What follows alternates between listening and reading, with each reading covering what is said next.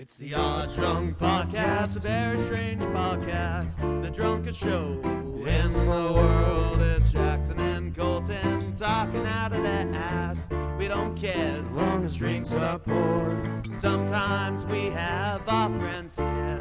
We will talk about anything. We don't care as long as we have beer. And if you let that whiskey ring. The Odd Drunk Podcast. Hey everybody, welcome back to the Odd Drunk Podcast with your host, Colton, the Machine, Crawford. Yes. And Jackson, pissed off at Windows / Microsoft, Oler. Okay. Yeah, let me just... before we get into the episode, I got a slight little bit of a rant. Yes. So I've been really happy. I've got my setup. I've got a new monitor. I showed you. Nice curved 1440p, which for my gaming laptop and just in general, 1440p is one of the best resolutions you can go with. Yeah. For general gaming, just because, yeah, it's You're not going to be quality gaming with at 4K, all the time. And the thing about 4K, yeah, it's only so many games actually support that natively. Yeah. And even if you have a really good system, you're still not going to get the frames you would normally get if you were trying to run it on 4K. Yeah. 1440p is halfway. It's 2K. And it really, honestly, for a gaming monitor, for gaming, I cannot tell the difference. It just looks nice and crisp, detailed. I've got an DLSS AI upscaling. Where I think 4K is important is like in your home movie type of situation. Like 4K for movies. 4K Yeah, TV exactly. is pretty nice, but for like PC gaming, your home it's console, unnecessary. But like PlayStation 5 just got 1440p support because people like it so much. Nice. So, because a lot of people play and this is a completely reasonable thing to do. I've seen people do this where they hook their PS5 up to their computer monitor. Yeah. And then that's just their gaming station. I don't know why exactly you would do that if you also have a TV, but if you don't have a TV and just have a monitor, good for you. But yeah, got the monitor, got this fun little like cut off miniaturized gaming keyboard. Mm-hmm. Those are pretty cool. It's nice, it's comfortable, it doesn't take up a lot of space because usually I have my laptop like way in the corner. I have my monitor kind of off to the side. Right now I have it moved over in its typical spot just for the recording. I do have a webcam on the way, a 1440p webcam, actually. Hey, got it on sale. The Sony webcam, I think I got it for like $30 actually. It was like a really good deal. Anyways, maybe it was a little more than that. Maybe it's like 40. But yeah, I'm all happy with that stuff. I've got my gaming set up. But today, when I got back home from work, I log into my computer and it says user not found. And then I quickly realized that Microsoft just updated my computer for me. Oh, no. And redid my settings. And I didn't lose anything. And most of my applications were on my desktop, but there was a lot of mod folders I had and etc. that were not there that now I have to track down. I've tracked down my Doom mods, so that's okay. But yeah, that's just annoying. So now I got to track everything down, get my settings how I like it again. Windows just annoying. Trying to update my computer to Windows 11, and I keep telling Windows it to finally fuck off. See, I kept telling it no, and then it finally won. It just pulled a sneaky on me. It's nice. It's a nice UI and everything. It's clean. But I didn't want it, and it was unexpected. Yeah. Anyways, that's my rant. So now I'm dealing with that. Also, my Spider-Man game. I've been running it with mods for a while, but now I've been having a lot of crashing issues just on launch. and like the See, that's wrong why- file.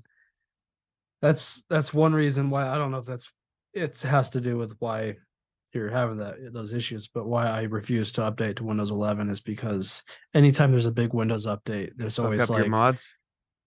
well, sometimes some games just like haven't been optimized for a new Operating system. and most of Right. the time it's fine, but like sometimes it can Well, it mess with was stuff doing a that little bit. before the update, and but the Spider-Man game updated, and I don't think my launcher works with it, so I had to roll it back. But then there was a file that popped up in my asset archive that I don't want, and I don't know. So I just uninstalled it. I'm just gonna reinstall the whole game, Yeah, go from there, start clean slate, and So then it's- try modding again. safe way to do it. Yeah, just Because I got to play it a little bit, and I did get the mods to work on like one session, and it was working. It was fine. I backed out of it, and then I tried to go back in. Nope. But it looked great on the screen. Like I want. It's the type of game you would want to play on that kind of screen. oh yeah, But Baldur's Yeah. Gate looks really nice. nice, and, you know, nice. You've had the pleasure of being able to do this, but the dual monitor thing is so fun. It is. know, the It's a lot of extension. fun. Sometimes I Like, hook up I my have- laptop like that. I have usually- you over I here usually on my laptop. Leave have my my other laptop stuff. separate, but Well, my laptop is my PC. at yeah. the moment. Well, because I So. have my monitor and like desk set up with my Steam Deck and my deck, like the dock.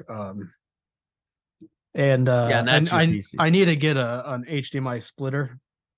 And they make ones right. that- Then you they can make do, ones that you just like they're HDMI splitters that have like a button where you can just switch between them. Does your because I have monitor my- not have? No, my Does it have monitor multiple ports? doesn't have multiple ports. Ah. Because I also have my Nintendo Switch at my desk, and it's nice to. Be I've able to thought about hooking swap up my between Switch to them. my monitor. Yeah. Just because I do most of my Switch gaming portably, but and not on the TV as much. But maybe it would be nice on a monitor. That'd be pretty cool. Yeah.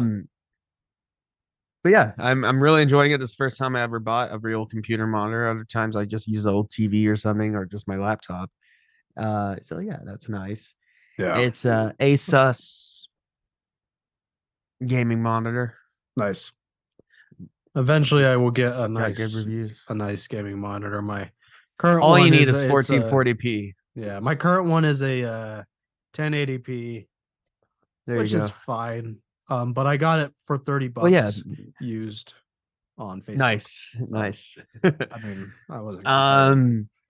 But yeah, I mean, one of the conveniences of having dual monitors, I can look up all my stuff, have you on the screen, do other stuff.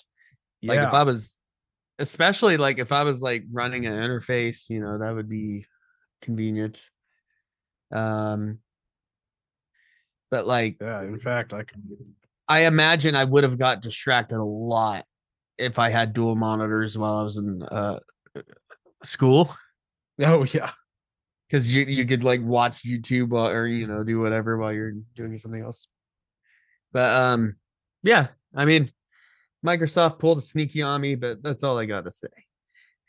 Anyways, you wanna? Well, before we get into the topic, I almost forgot. Yeah, I just. All right. Anyways, we are back after a brief technical difficulty. But before we get into the episode, there's an age-old question that must be asked. Yes. It is law at every episode. What are you drinking? I'm drinking an NA beer. There, because Nice. I'm being sober for a bit. Well, yeah, if you guys listened to the last episode, yeah, Colton Yeah. is taking a break. And this is from Athletic Brewing. It is their Oktoberfest. Ooh, It's decent. I mean, it tastes like an NA beer. A lot of NA beers Right. have a distinct Lacks that flavor to them. edge to it. Well, it's more like rather- they often have a little bit of this funkiness to them. Yeah, I recommend Athletic Brewing's I think it's just their lager. Yeah. It's like in the They, orange can. They're pretty good. yeah, they have a couple IPAs that are good. This it's decent. It scratches the itch. Nice. That's what she said. Yeah. I've got something weird Okay. here. Beatbox. Now, what is that, you may ask? What is that? Well, this is the blue raspberry version, which is I do not enjoy. I'm just suffering through it.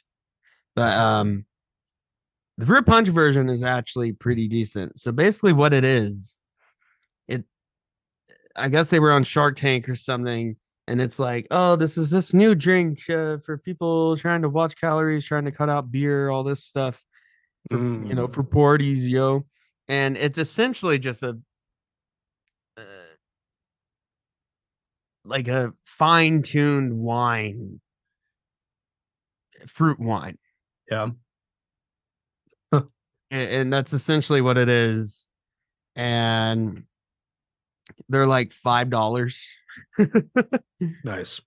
And Nice. it's 11.1%. But this whole thing apparently only has, if I'm reading correctly, on average 100 calories. Not bad. Not bad at all. And yeah, like I said, the fruit punch version is all right. It's like a sangria, essentially, just a little bit more even more dangerous than the sangria because you just think you're drinking juice. Blue raspberry, nah. I mean, that's not even a real fruit, anyways. I was just feeling fun when I bought it. And then also for good measure, Some I bamboo. got bamboo. Nice. Always. Yeah, that's a nice But thing I'm with taking it easy tonight. some of these NA beers. This one's like 70 calories. Nice. Oh yeah. Yeah, they're good. Um and yeah, once I get my webcam on, I'll be down to start doing some webcam stuff in the future for maybe for morning oddities. That's kind of what we've been talking about. Yeah. Check that out. Morning oddities, our short form morning show. Anyways, let's get into this episode's topic. So, as you can see from reading the title and the description, we are going to be talking about some cartoons today. And We've not really touched this on is something, before. yeah, it's something we've never really touched on, only in brief passing, maybe. I mean, we've talked about a good amount of animated films like Across Spider-Verse and stuff like that. But this isn't going to be about animated movies. This is about cartoons, cartoon shows, Yeah. like your Saturday morning cartoons. We'll talk about the adult animation scene because there's some good stuff there. But yeah, cartoons specifically. And if you're wondering about anime, that would deserve its own episode. Okay. I do have Yes. one cartoon here that is borderline anime, Yeah, but I did too. but it's still widely considered a cartoon, I think. Or at least it helped bring in Western anime or something. Mhm. You could probably guess what that is. It was a huge show on Nickelodeon. I think we're thinking of the same thing. Yeah, we are definitely thinking the same thing. But yeah, we're gonna just talk about cartoons. It's gonna be kind of more like an old school Odd Drunk Pod episode. This is Um, this is a weird topic for me in some ways because um most of the assignment was look, think of some shows that were like, core childhood memories. And my problem is that I remember so little at all. oh no. So I Well, went at went this point, through just think of here. shows that you like. I went through, I found like lists of cartoons and stuff, and I remember a bunch of these, but there's ones in here that like I unsurfaced some memories.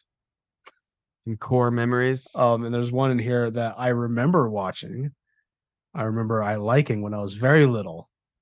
Oh yeah. I don't remember anything about it, but it has not aged well, I assume. A Little Bill. It's like Bill Cosby cartoon. That was a weird one, wasn't it? I remember that like Well, it's came weird to think across about on it this now. list of cartoons, and I'm like, oh, That didn't age well. anything with Bill Cosby hasn't aged well. Any Bill Cosby content. Yeah. You want to start off with a quiz to get our brains working. You know it, yes. Can you share things on here? Oh, I'll just tell you what it is. BuzzFeed, which cartoon character are you? Our favorite website, BuzzFeed. Let's see. It's 2018, posted in 2018. So it is outdated. 5 years old. Wow. All right. Is it these 9 questions will tell you what cartoon character you most like? Yeah. So let's see what Yeah. we are. All right. Yeah. So how would your friends describe you? Ditzy, smart, clumsy, funny, cynical, or cocky? Me is probably cynical or ditzy. I'm not sure what ditzy means, but I think it means like you're kind of Like- an idiot. I don't know. Clumsy. Yeah, like I don't know. I would say maybe a little bit I- more on the cynical side. right. But- I hate these self-indulgent questions Yeah, where these it gives you bad option. It doesn't give you like just a middle option. They're either bad, like something you wouldn't want to be like cocky or clumsy, or they're like, oh, I'm funny. Yeah. So I guess I would go with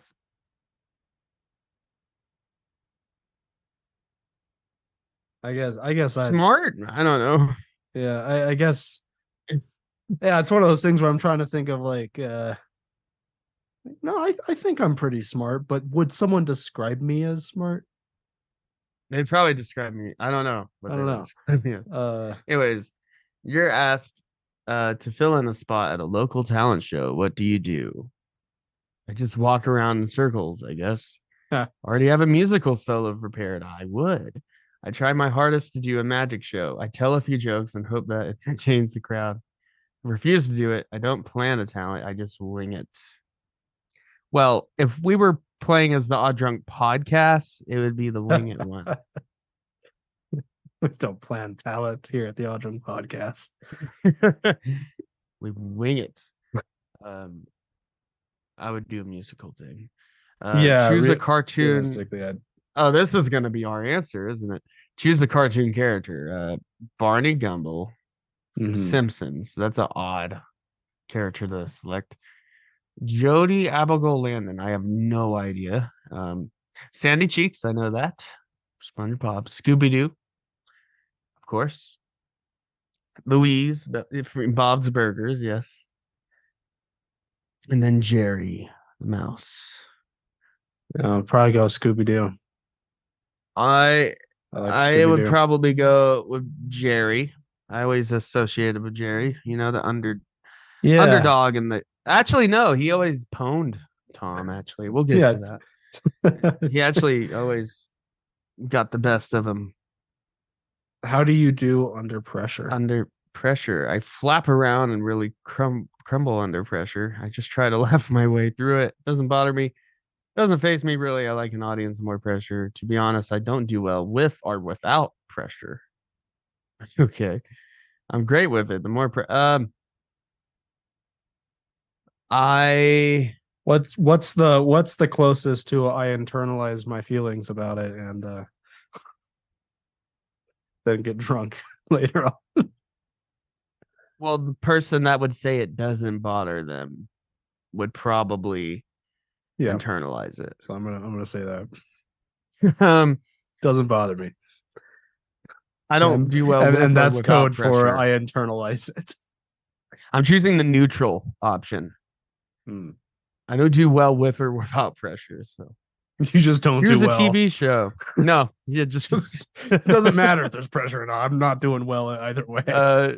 Choose a TV show. Popeye, Malcolm in the Middle, nice. BoJack Horseman, One Day at a Time. Never heard of it.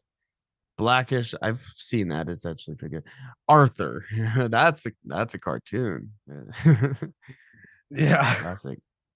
Yeah, that was a PBS. Yeah. Yeah, I watched I that. guess as I a would kid. do. I'm gonna go Popeye, classic. Yeah, I always liked Malcolm in the Middle. Malcolm in the Middle is good. Preparing me Bryan for Breaking Cranston's- Bad. It's the prequel to Yes. Breaking Bad. Yeah, the prequel or either Or the prequel or sequel. sequel Possibly. if the alternate ending. Yeah. Where We can move. or just a dream. Yeah. Breaking Bad is a dream Yeah. of the character in Malcolm in the Middle. Hal or whatever his name is. Bryan Cranston's. Have you and the a little side tangent and Always Sunny, the latest season is actually really good, by the way. I haven't One of watched the it yet, but better I've heard it's seasons. one of the It's best. Yeah. better than the last couple, to be honest, because it feels very classic Always Sunny for most episodes. It doesn't like capitalize on big events or like pop culture things. It just has fun with it. They just run with it. But they do one episode where Bryan Cranston and Aaron Paul guest star as themselves, and they're like promoting their tequila, Dos Hombres, or I think it's a mezcal. Either way, they're promoting it in Philly. Of course, the gang gets involved, but one of the running jokes throughout the episode is that nobody from the gang or anybody recognizes Bryan Cranston or Aaron Paul from Breaking Bad. No, they recognize him from Malcolm in the Middle, and they just think Aaron Paul is Malcolm grown up. That was pretty good. And the whole time, like Charlie's like, Mr. Malcolm, like it's pretty good. It's a good episode. That's funny. And like Bryan Cranston gets a Walter White moment in that episode. It's pretty good. Nice. Anyways, what interests you the most? My family and what is going on with them. People and their stupidity. Myself. I don't know. Science, politics, everything. I like that. The poli-sci major. Politics. All the things. Well, yeah, science plus politics. Yeah. That's poli-sci for you. The poli-sci degree sitting over there being like, it is a science.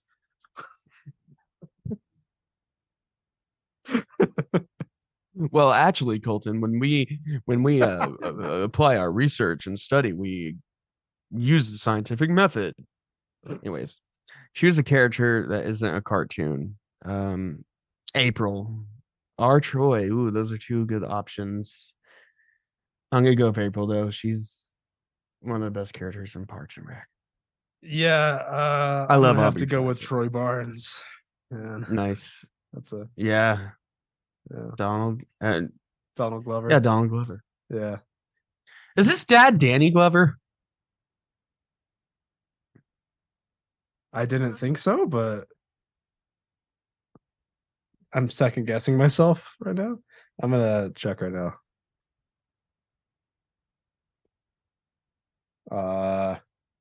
No. Donald Glover Sr. This is his dad. That would have been. I'm cool, like, I didn't think they were related, but just the last thing. What were you like in school? Okay, it depends which school you were talking about. In school. I liked school, but wasn't very good at it. I was a total not a teacher's pet. I was good at it, but not a teacher's pet. Enjoyed school and tried my hardest. I was pretty average student though. Class clown. I guess in middle school I kind of was. I was really smart and good at the learning part, but not bothered by the rest of it. No, that's kind of where I am. Yeah, I was fine. Good at the learning part, not bothered by the rest of it. Yeah. When I was in high school, I was I just didn't apply myself very much, but I didn't like struggle, and I was thinking about college. Oh, actually. College, yeah.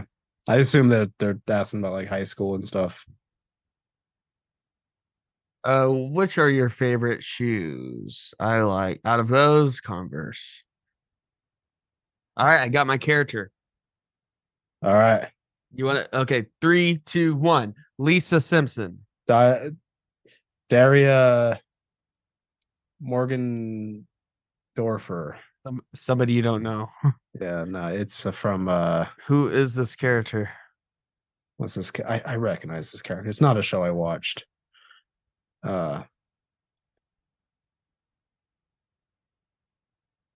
Let's see. Are you gonna screen share?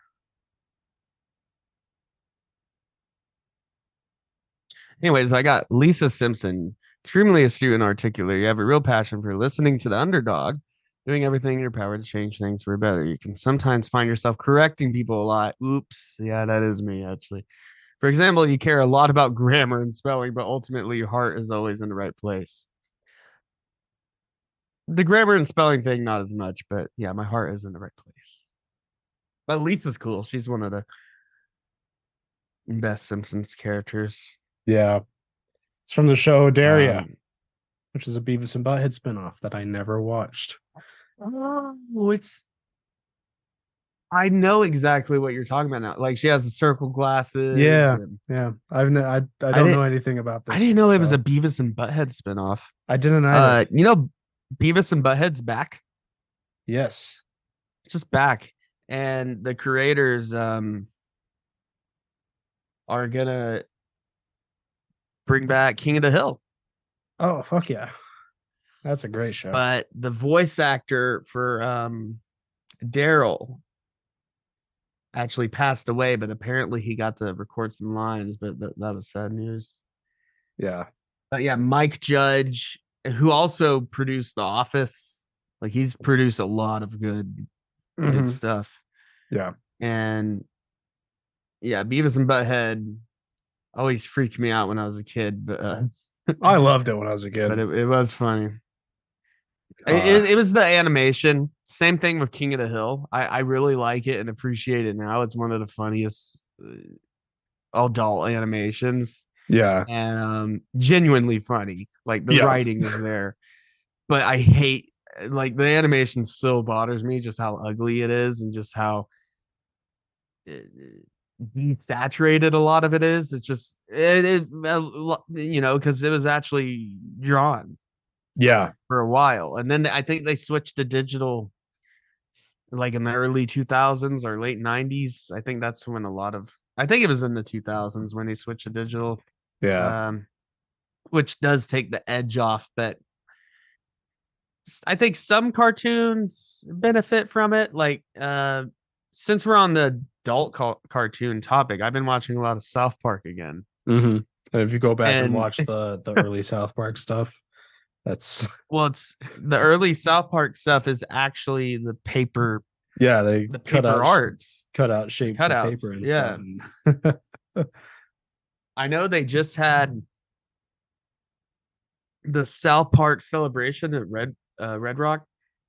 Yeah, that was fairly Because you know, recently. South Park is based in Colorado, South Park, Colorado. Yeah. And yeah, they had a celebration and like Les Claypool was there, Rush was there, creators, Nice. South Park creators. I always forget their names. But like, yeah, Trey Parker and Matt Stone. Right. They've been around a while. South Park has been around for what, like almost 30 years, 25 years? Yeah, something like that. Yeah, it came out in 1997. So, yeah, like 26 25 years. 25, 26. 26 now. Yeah. And it's got renewed for more seasons. There's a new game coming out. Like they had the Stick of Truth and what's the other one? The fractured butthole. Fractured Butthole. I want to check those out. if I've heard on they're sale good. or something. I've heard they're good games. Like yeah. RPGs, right? Yeah. I know it was controversial with their difficulty setting. I don't know what the difficulty setting was the skin tone setting also. Oh. And the more difficult, the darker skin tone your character would be. Yeah, South Park always pushing boundaries. And they have a new geez. like 3D game coming out where it's like a battle royale type of thing. Huh. So yeah, and apparently another movie might be happening. Like South Park had a big resurgence like the last few years. Like it never went away, but I think when I really started paying attention to South Park again was when they made fun of Family Guy. Yeah. And like 10 years ago, I don't know when they did it, but they have a whole episode where they make fun of the Family Guy writers and how like the callback jokes or whatever, Yeah. they just have a bunch of manatees, they select a different ball and then they put the ball in a hoop and that makes the joke. And the Simpsons writers actually sent South Park a thank you letter after that episode came out. Like, thank you for calling out Family Guy. Yeah. I still like Family Guy sometimes. The older, Yeah. it is very Family Guy. formulaic, though. I can get into it like It's turn your brain off. for a few episodes, and then I can't like binge Family Guy. No, it's I like Seth MacFarlane, but the writing, I mean, it's just literally, I mean, they have a loose plot, but it's just a bunch of nonsense. I don't know. Yeah. Like what I like about South Park over shows like Family Guy. Yeah, is it super immature? Of course. It's one of the if you just watch it without any context or understanding on the jokes, or if you're just not into that type of thing, yeah, it's one of the most offensive shows, like easy. Yeah. But what I like about it, yeah, they make fun of everybody and everything, but it's not always the most obvious things. And like the sometimes there's a whole episode where the joke is the episode. Yeah. It's not an episode with a bunch of different jokes trying to make you no, it's the one joke, the Like one the Kanye punchline West that carries. Yeah, the fish sticks one. That's yeah, literally like the whole fish sticks? episode. And they keep and I just watched that one. that's Where a great one. you know the crux of the episode is Cartman and his other friend, the cripple friend. I forget his name, but they come up with the fish sticks joke. Timmy? I don't think Timmy? Timmy, yeah. I think it's Timmy. I don't remember. And then it catches on, and then Kanye West doesn't understand it. Yeah, and that's He doesn't get, and that's the episode. or They a recently classic is the Al Gore Man Bear Pig episode, where the whole point of the episode is just that Al Gore's just going on about Man Bear Pig and nobody fucking believes him. I watched the one making fun of Michael Jackson a couple. I've been watching some of the older ones, but I haven't seen this episode, but I've seen the clips where they made fun of Harry and Meghan, who Prince Harry, and who left the royal family. And then they talked about how they want more privacy. They're tired of people, journalists, and all this. But then they make a Netflix special and they do all this public stuff. Yeah. And then South Park is just making fun of that. I think the episode's called like "We Want Privacy" or something like that. And there's a bit in the episode where, in this version, they're Canadian, of course. Yeah. Because they have to change it a little bit. I think whenever they make fun of the royal family, it's always the Canadian version of it. Yeah. But they go on this Canadian news shows and they're like, we're so tired of people bothering us and getting involved in our lives. We hate journalists. And he was like, but you're on a news show. This is journalism. So you hate journalists and you want more privacy. And they're like, yes. And your Instagram loving wife wants more privacy. It really pissed them off and they actually tried to sue. But basically Trey Parker and Matt Stone were like, you know how many times people have tried to sue us? Oh yeah, they get away with it because it's under satire. It's satire, like, And South Park is a classic. It was always the show when South Park came on, I knew I was up way too late. Yeah. At that point. And then the show, there was this really weird show where it like mixed like live action with CG and like there was a French fry guy and a cup guy. What was that shit? It was the weirdest. Aqua Teen Hunger Force or something like that. I don't know. Yeah. When that came on, I knew it was like 3 in the morning by the time that came on. Some other like some newer ones, obviously Rick and Morty. That's huge. Yeah. I mean, I've heard the last I last got couple burnt out. seasons have been pretty good though. I started getting burnt out around season 3 and 4. I think that's when it got a little lazy and just a little contrived. But yeah, season 5, I think, brought it back to, Well, I never even watched season 4. I stopped with season 3, and it was because there was a longer than usual gap in between season 3 and 4, and I just remember, when we lived with Caleb and Tristan, and it just got binged watched a lot.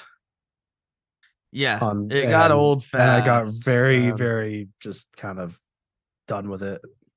Well, and everyone thinking they're so smart for watching Rick and Morty is like, oh, you just don't understand the jokes. Like, that wasn't just a meme. There was actually people that acted that way. Yeah, you have like to have Pickle Rick. I'm Pickle Rick. You have to have a certain IQ to understand. No, Rick and Morty is potty mouth humor. It's just potty mouth humor written by some pretty smart science people. Words. Yeah. Like Dan Harmon is a very, very smart comedian. Yeah, but he writes potty mouth humor. Like, I'm not going to go into all the details, but Justin Roiland is out. Yeah. They've got like sound alikes to do the voices. You guys can look into that. I don't want to. It'll be fine. Justin Roiland doesn't contribute much. I heard in the last few seasons, all he did was just get drunk and read his lines. Yeah, and like antagonize everybody. I heard he was just a dick. Well, like in the entire series, he's only written like a few episodes, and 2 of those episodes were the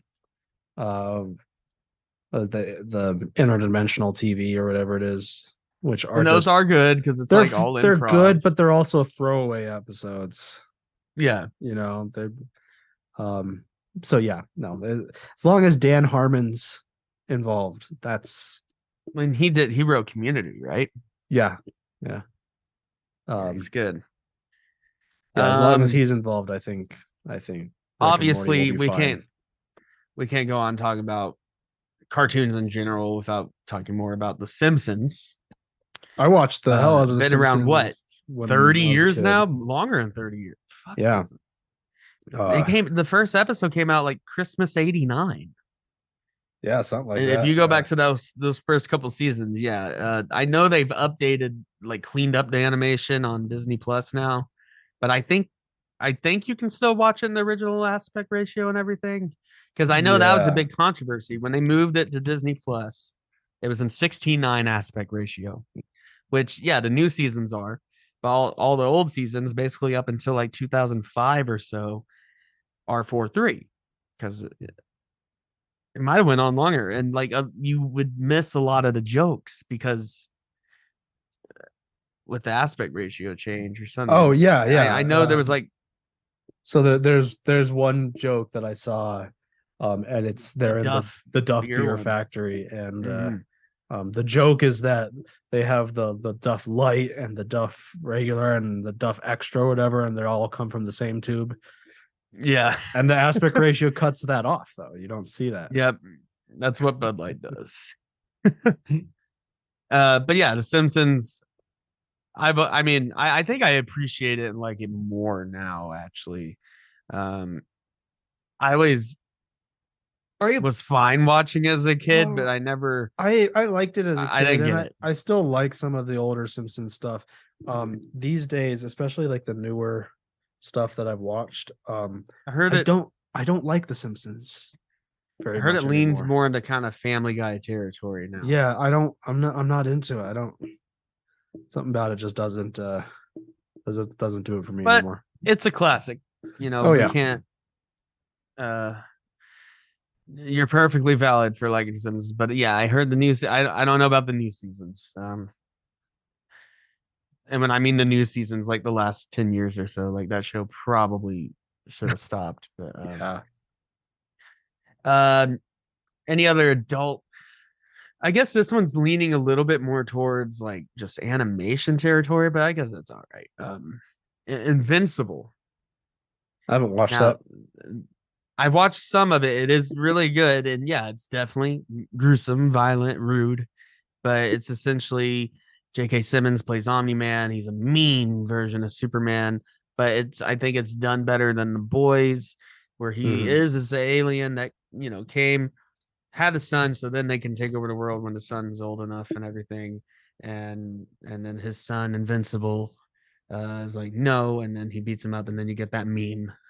Yeah.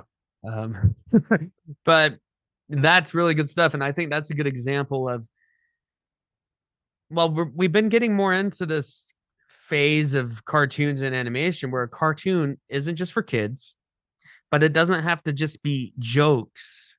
It can be just a real, well, not, it can just be a story. It can just, you can have, like, I'm pretty excited. I heard that James Gunn said with the new DC movies, Mhm. the animated movies will be theatrical releases. Oh, cool. Yeah, I don't know if they're probably gonna try to do their own like Spider-Verse type thing, but go for it. I'm all for that. Like the new Puss in Boots, I love the animation there, and like the Mhm. new Ninja Turtles movie, just saw that not too long ago. Great animation. I love this period of animation we're in. Yeah. I went to Um, go see the new, or I was gonna go see the new Ninja Turtles, but it was all sold out at the showing dang, that. dang, Yeah. it's good. It's a lot of I fun. do yeah, I do want a quick side tangent here while we're talking about Yeah. James Gunn. I watched Guardians 3 the other day. Oh, what did you think? I thought it was quite good. It was very good. Really good, right? Yeah. Honestly, I think after that, like the Guardians trilogy, one of the best of the MCU. Mm-hmm. Oh yeah. Maybe the best. I don't know. Yeah. I love three because it just puts so much in, the writing goes so much into the characters Oh and yeah. how much you Yeah. care about these characters, and they're like a real family, and like you really care, and it's not just jokes for the sake of it. It's just well done, and I Yeah. love the action there, and I like the the focus on Rockets. Rocket. Yeah, I his thought origin the story High is Evolutionary was very, a pretty fun villain. yeah. I think I like that the MCU just gave us a just, yeah, he's just evil, Yeah, like just a just bad guy. just this He doesn't sadistic have, guy. it's not like Thanos where, oh, he has his reasons and this is actually a good thing, Yeah. or Loki where he's kind of an anti-hero anyways, or now he's a good guy anyways. And they But just yeah, like High Evolutionary, and they just, also yeah, I don't hate this guy. He's an animal abuser. I mean, yeah, and they don't give him like some backstory or anything like that. They don't focus on it very much. no, They only show no, you it's about the heroes. what you need to see. Well, yeah, they showed Rocket's story. Yeah. Um, the only thing that this is a slight spoiler, but I thought it was stupid that, I mean, I get it because it's Chris Pratt, but the whole time he didn't have his helmet, Oh yeah.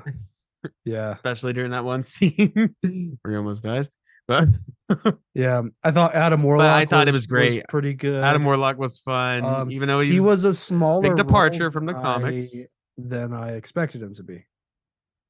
Yeah, he was, well, he was like the beginning of the plot essentially, Yeah, but like then he he takes a played back a seat. role in it, but he yeah expected him to be a bigger role. Right. Yeah. But yeah, I thought the character work was good. Yeah, I love that movie. It's one of my favorites MCU movies. That's why we put it so high, because I knew you would like it. Yeah, that was But very good.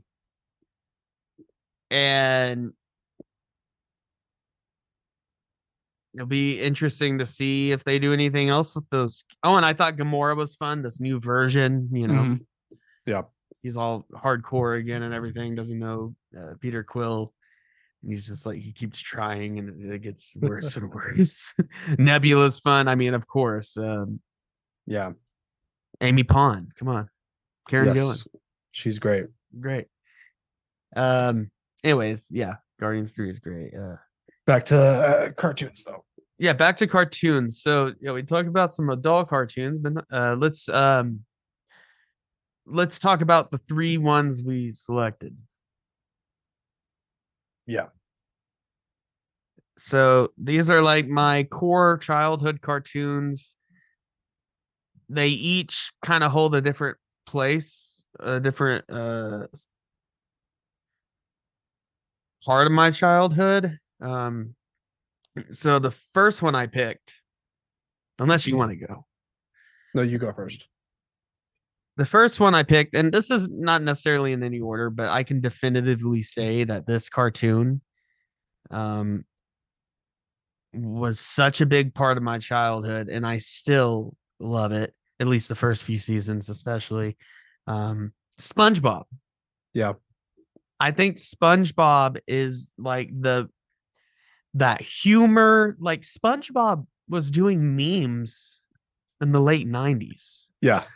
Like go watch all the video essays on SpongeBob and how like ahead of its time it was with its jokes and like meme type humor.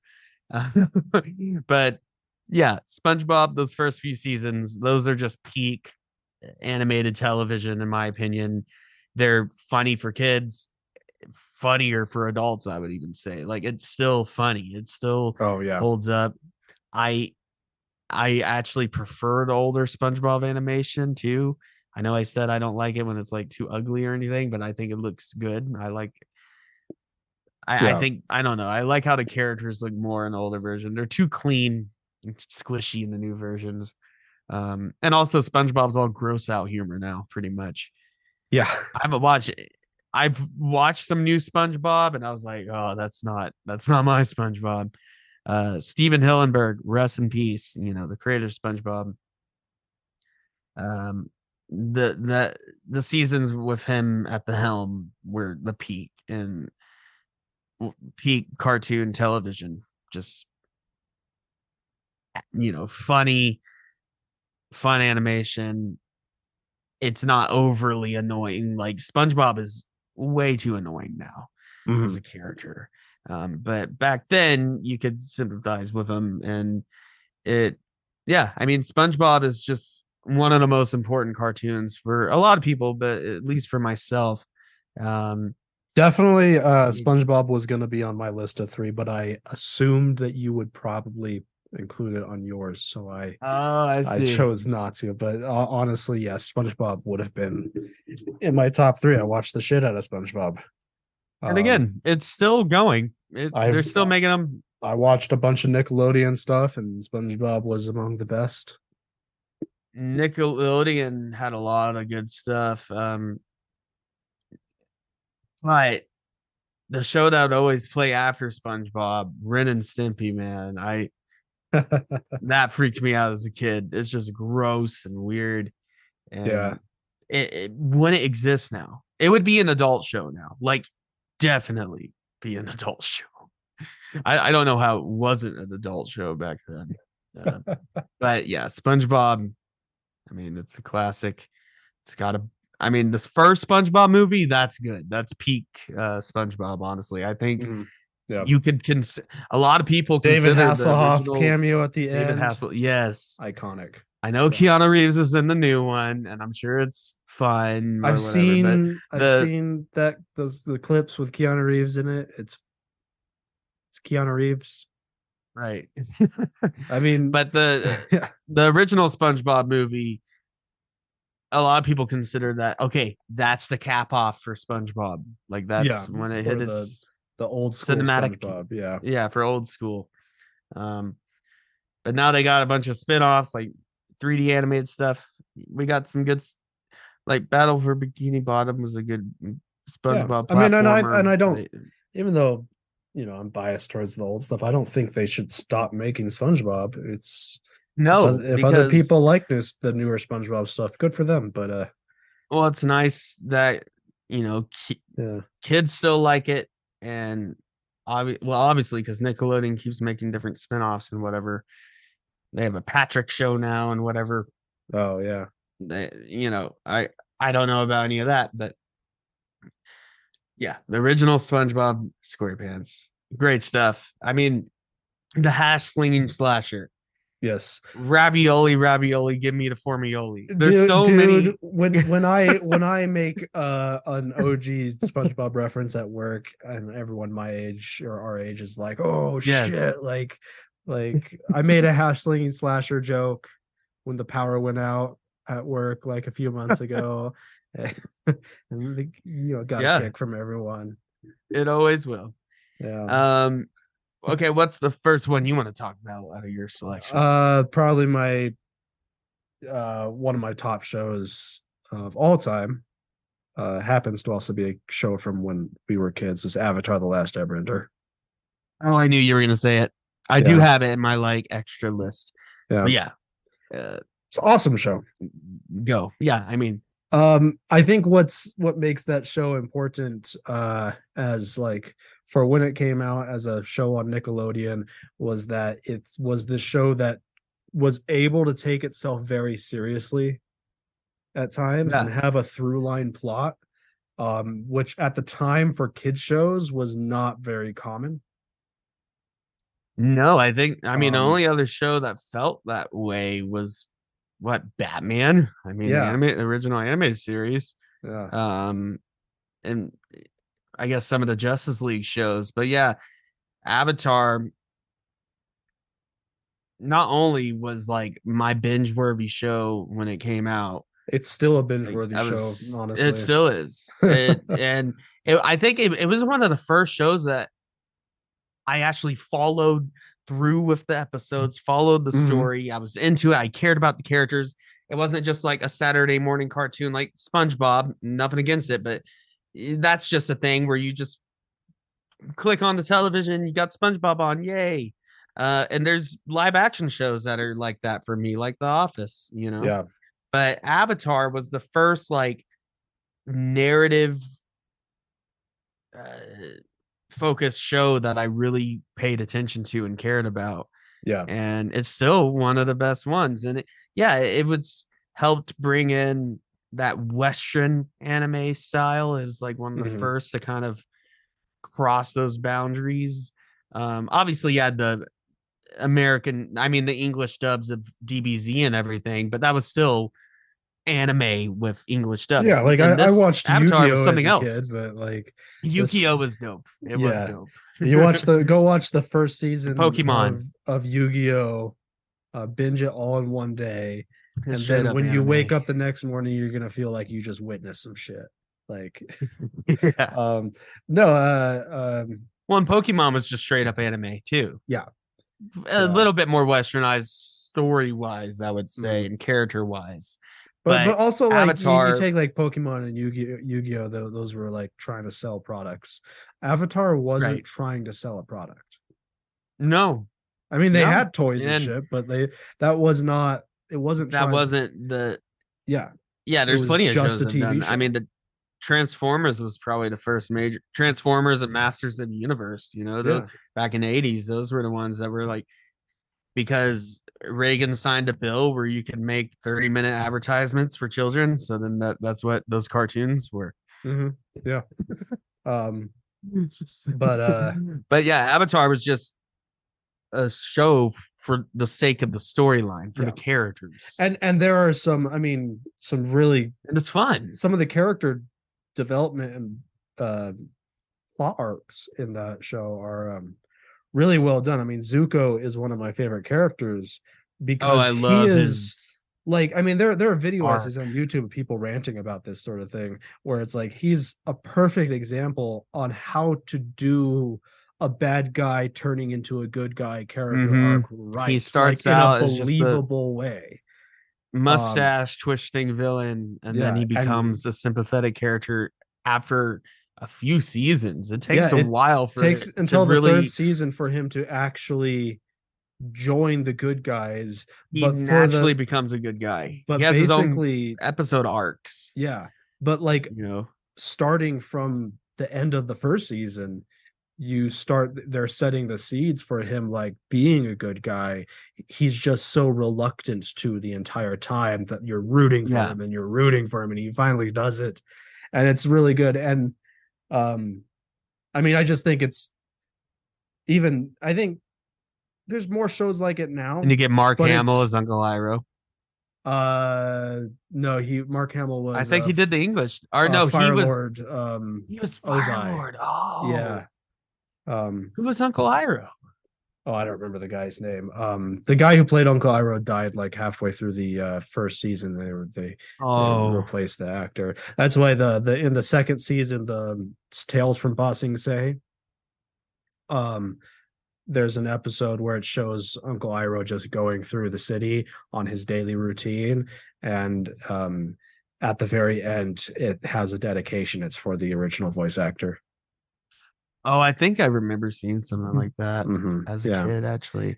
But no, there's just the fact that there was a show that didn't treat kids like complete fucking idiots. No, yeah. And it's something and that the result as an is the adult now, show holds up. Like you can watch it as an adult now, I could go back and binge watch the entire thing without skipping a beat. Yeah, Avatar: Last Airbender. Ignored M. Night Shyamalan version. I remember when I came out, I was so excited as a kid to get the live action Avatar. And then we went to the movie. I sat through it. And the movie started out with book 1, water. And I was like, okay, they're doing book 1 in one movie. And then even as a kid, I was like, this is bad. This is really bad. This sucks. This is nothing like the show at all. Not the characters, not the look of it, not the nothing. I don't know the details. Apparently there was a lot of in fact, that was the first movie that I like actively hated as a kid. Even I was like, what have they done? Anyways, I heard I know they have Legend of Korra, which has been out for a while, actually. I just haven't got around to it. Legend of Korra is pretty good. I prefer Last Airbender. I didn't watch Legend of Korra as a kid. I later on watched it. I just now kind of found out about it like a couple of years ago. It's good. The next show I would like to talk about is Batman Beyond. Oh, yeah. This was, as far as I can remember, going back to my childhood, aside from this was my first foray into Batman, the whole mythos of what Batman is, this character, everything. I've seen some of the 60s, Adam West series as a kid in passing, seeing the 89 movie, like brief, not paying attention. I mean, paying attention, but not really, as a kid, like, but then Batman Beyond came out, and the original animated series came out back in like 92. That was, before my time, before I was alive. And that dates anyways. Absolutely love the animated series, by the way. And it is better objectively, but Batman Beyond is pretty close. I mean, it's really, it depends what your aesthetic is, really. I mean, it's on par with the animated series. It didn't go for as long as the run. Unfortunately, it was going to be renewed, but then with budget cuts, they went ahead and made Justice League Unlimited, and then they just included the Batman Beyond finale in that show. Yeah. They did some Batman Beyond episodes, but Batman Beyond was cool, rad. Batman, future, 90s, but the future. And I just remember the first time I heard that intro music, the heavy guitar riffs and everything. It was just like so sick, so 90s, so sick, so late 90s. And very like Faith No More, and like very that kind of thing. But I absolutely loved it, and it really got me into Batman as a character, as mythos, because what I think Batman Beyond does so well, if you watch Batman Beyond as like your first Batman thing, it does such a great job of building this kind of mythos of like, who was Bruce Wayne? Who was this old man? Why does he have all this weird stuff? Why do he has a Batcave and all this? And you hear, and obviously you get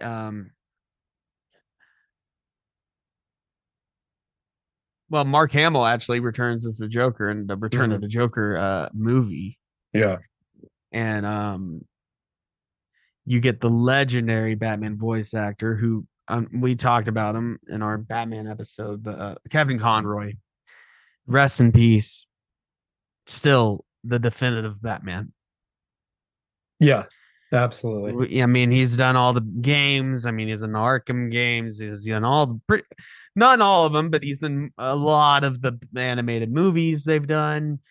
I know they did the Killing Joke movie with Mark Hamill and Kevin Conroy back together again. I heard the movie wasn't that good, but Mark Hamill and Kevin Conroy are always good. Still good to see them, together. And yeah, so you get Kevin Conroy back as old Bruce Wayne, and it's just interesting seeing him play this version of the character. You know, this disgruntled, grumpy old man, and I love the aesthetic. Like it's a future version of essentially that Tim Burton Gotham. Yeah. And you just throw neon on it. And, you know, guitar solos. And Terry McGinnis was honestly at the time I understood his character a bit more than a billionaire. He was a teenager. He was he was kind of more like he's like more of a Spider-Man type character. A teenager just trying to get by, and then his dad gets killed, and I also thought his outfit runs was into scarier. Batman. His outfit is scary, just all black. I remember as a kid thinking like no cape. Yeah, thinking his outfit like he has the wings. He was the scarier Batman. Well, and they do a good job of explaining like, oh, how is he able to be Batman without all the training and all this? Well, he has a suit. Yeah. Power suit. Pretty much. Yeah. And then Bruce Wayne trains him. But I like how he's more of a just kind of street brawler, like for a while, like so that's fun. And it has one of the best like Batman scenes ever. In the first episode, where it's still Bruce Wayne is like in his 50s, maybe early 60s at this point, still trying to be Batman. He's got the Batman Beyond suit, amplifies your strength times 10, but he has a heart attack and he almost gets killed by just a random thug. Batman, of all people, who has fought gods and monsters, almost gets killed just by a random thug because he has a heart attack. And then he's forced to use the gun to defend himself. Yeah. And to save the woman he's saving. And then once he does that, he says, never again. Yeah. And he quits being Batman because he's like, I can't be Batman anymore, and I'm not going to resort to guns. Ben Affleck Batman would just shoot him. Yeah.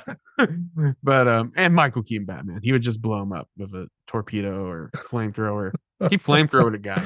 Yeah, I watched the Michael Keaton Batman movies recently, and he kills people. But Bruce Timm Batman, much like the Christian Bale Batman, you know, they have the no killing rule. Even though Christian Bale's Batman definitely killed people, all the live action Batman have killed people. Yeah, if you actually pay attention. Yeah. How intentional it is, that's a different story. But yeah, I think that's one of the best Batman moments. And I remember I saw that episode and then I saw Return of the Joker. So I kind of saw it a little bit out of order, but then I just wanted to keep watching it. And it pays a great tribute to the original Batman, of course, but it makes it its own thing.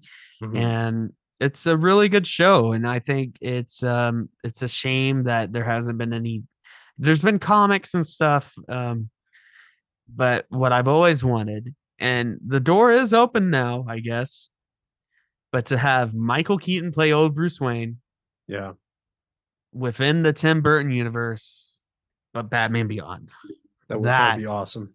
Would be dope. So freaking good. Question: so yeah, Batman Beyond. Who would they get for Terry McGinnis? Terry McGinnis. I mean, they could get Tom Holland, so then he'd be Batman and Spider-Man. Tom Holland's no, don't get Tom Holland though. Nice looking. Don't get him. No, you have to get someone edgier. It's one Honestly, reason why I just Robert I- Pattinson could have been a decent Terry McGinnis when he was a little bit younger. if they went yeah. that, but now he's just Bruce Wayne anyways. But, um, So but it's yeah, why with Tom that Holland, would be why cool. I didn't like the casting for him as Nathan Drake, because I'm like, That was the worst casting. well, because I get it for a young, okay, I get it for a young Nathan Drake, yeah, but Nathan making a Drake's young Nathan Drake scumbag. movie, yeah, and also You gotta Nathan Fillion, you have him. They made the Yeah. fan made Nathan Fillion, you have Uncharted, the perfect casting if you're willing to do an older like Nathan version of Fillion's him. appearance in Guardians 3. Oh yeah, He was great in that. I love that. I loved how he was like, "Oh yeah, I also have a guy like that. yeah. I have one of those guys."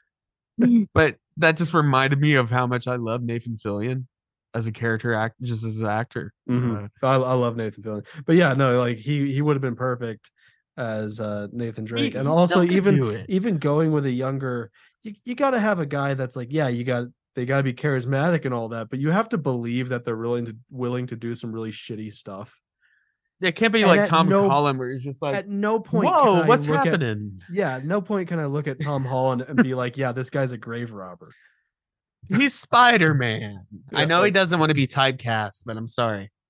Yeah, Once you play Spider-Man, you never go back. yeah. Anyways, yeah, Batman. There's only one way to escape the Spider-Man typecasting, and that's to go to the Andrew Garfield route and do weird Broadway things. Just completely remove yourself. Yeah. Do Broadway things. Do dark. Do Yeah. Martin Scorsese. And even then, they brought him back as You Spider- still think of.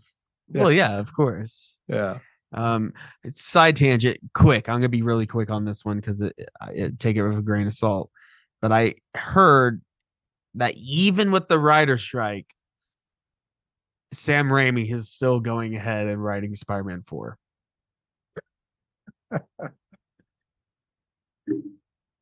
That Thomas Hayden Church was like, "Yeah, I heard Sam Raimi's working on Spider-Man 4." That's all it is. And Tobey Maguire was like, "Yeah, I would do it again." Yeah. So I think that would be very interesting if they just did Spider-Man 4. Yeah. Like That'd be- within that universe. Yeah, you could tie it in No Way Home a little bit. He could mention it. Oh, yeah, remember the weird thing where we saw the other Spider-Man. But just make a Spider-Man 4, have it just be in that universe, keep it mostly removed from the MCU, and I think that could be that'd be cool. To finally give us a finale with that series, because the third one, we did the commentary, but it ends on the downer. It's not triumphant or anything. Yeah. It's a terrible way to end a trilogy. And I don't blame Sam Raimi. I blame the studios, but for pressuring him. But yeah. Yeah. Make Spider-Man 4 happen. Okay, what's your next one? This one is a later one for me. Not early childhood. Later ones are fun. Phineas and Ferb.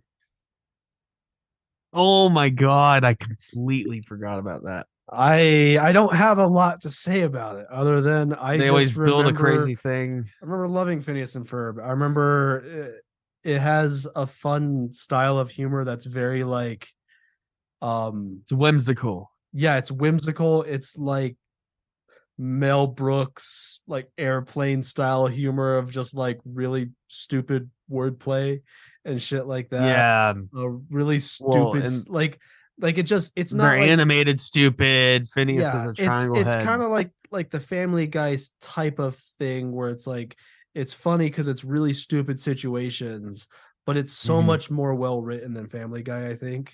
Oh yeah, it's so funny. And they also, because it's all like the a serial musicals. show, so it's like the same thing happens every single episode. Yeah, you get Doofenshmirtz. Yeah, you have these jokes that they get to just play on and build on throughout. It just the whole keeps building.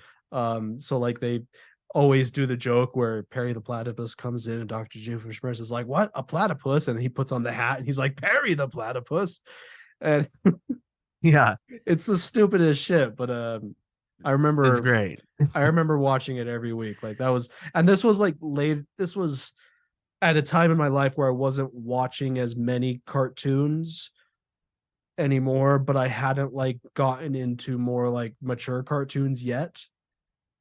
Right. But this was one that like this was a part of my life where I was like, I don't watch Disney Channel. I'm too cool for Disney Channel. And it was on Disney Channel, But wasn't it? but then this show would come on and be like, okay, but I'll go Disney watch Phineas. XD I'll or go whatever.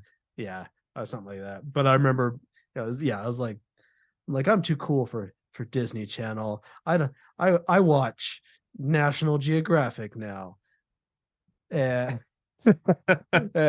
wonder you were a history major, huh? Yeah. Or I watch Heroes. And do you remember that show? Oh, Yeah. with the character Hero. Yeah. Yeah. I watch I'd be watching these like crime dramas and stuff like that, but then Phineas and Ferb would come on and I'd be like, okay. I was still watching cartoons, but yeah, Phineas Ferb was one of them. And during that era, I think Adventure Time had just started, maybe. Or Yeah, no, see, that was a little later. Yeah, see, that's why I never watched Adventure Time growing up, because that was again that kind of part of my life where I'm like, I wasn't too old to be watching cartoons, but me being you thought you were too. Yeah, I thought I was too cool. I was watching but I have a bunch of memories of like really bad like crime dramas, and like I was into NCIS. Nice. I don't know if you remember the show Grimm. I can recall Grimm. Yeah, and like shows like that. I was like into shows like that because I Supernatural. Supernatural. That's coming out. I got that's been out for a long time. Yeah, they finally did their final season like a bit ago. But then really? But I remember finally ended it. I remember, despite me thinking I was too cool for cartoons, I was still like, I still enjoyed Phineas and Ferb. Oh my God, Jensen Ackles could be a good Batman. Oh, he'd be a great Batman. He voiced him. Yeah. He. But I heard. I mean, if James Gunn was like in most of the stuff he's been in the animated stuff, he's Jason Todd. But he was Batman in the Long Halloween one, I think. Yeah, but he's also been the Red Hood. Yeah, and he would be a good Red Hood too. Yeah. But if James Gunn just came out and was like, okay, we're still doing Robert Pattinson, and they are, but Jensen Ackles are going to be the mainline Batman, I'd be like, okay, I'm down for that. I'd be down for that. Yeah, that'd be cool. Anyways, the next one I want to talk about, Arnold Schwarzenegger as Batman. Do it. Well, he's Mr. Freeze. No. Like I said, do Batman. Bring Arnold back as Mr. Freeze, but make it like the Joker, where it's like a real thing, like a man with AC a gun. repairman with a gun. Yeah, with a gun. Yeah. Well, and he's Arnold, so he could just kill you with his bare hands. Yeah. It's like a 20. It's like a little 22, so he doesn't use it really. It's just more for the look. Just for the look. He actually just he'll beat you with a bag of ice. Yeah, because it's real. He works for a company delivering ice to grocery stores, and well, it's the fridge that Joker crawled into. And that's how they tied it. Yes, because he crawled in the fridge. Anyways, the last show, like my significant childhood show I want to talk about. Actually, there's a lot I could have included. One I forgot, Courage the Cowardly Dog. That was kind of my first like foray. Well, Scooby-Doo and Courage were both my first like forays into the horror genre. Yeah, in the cartoon media. Courage is a terrifying of course, show. Scooby-Doo. Courage is legitimately still terrifying. I don't know how he got through it. Like the Return to Slab guy with the poor CG mixed into the cartoon is such a off-putting thing. Yeah. But the show I wanted to talk about though is very old school. I was thinking about just doing Looney Tunes in general. But I'm going with their competitor at the time during the 40s and 50s when they came out. Tom and Jerry. I love Tom and Jerry. Tom and Jerry. I used to watch a crap ton of Tom and Jerry, just reruns. And, what was that channel that Boomerang? They ran Do you remember Yeah, that? they played all the old They stuff. played like yeah. bunch just the whole channel was just reruns of old Flintstones, cartoons. Yeah. Futurama. No, not Future. The What are they called? The Jetsons. Future People, the Jetsons. Yeah, Yeah. Looney Tunes and Tom and Jerry. And I always liked Tom and Jerry just a hair more than Looney Tunes. That might sound controversial, but I think the reason I liked it a little bit more is because it didn't have a lot of like dialogue or anything. And not that Looney Tunes was heavy with dialogue. I love the Roadrunner. That was my favorite Looney Tune, by the way. Roadrunner was fun. Yeah. Yeah. And Bugs Bunny was good, but I think what I liked about Tom and Jerry, you didn't have to understand anything except for they're chasing each other and causing chaos. And there's always like jazz or something being played in the background.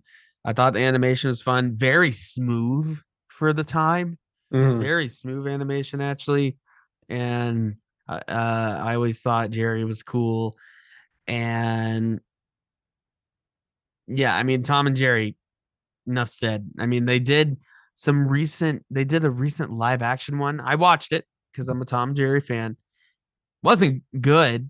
It was one of those movies where it's like, let's make it live action. No, Yeah. don't.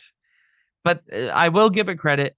All the Tom and Jerry characters, including Tom and Jerry, were animated, but in a live action world. Oh, right. Why right. not Yeah, just make yeah. why not just make like a Tom and Jerry Into the Spider-Verse type of thing? That'd be sick. But yeah, Tom and Jerry is an absolute classic. I used to watch it. I remember I have memories of watching Tom and Jerry and Looney Tunes and stuff when I was sick.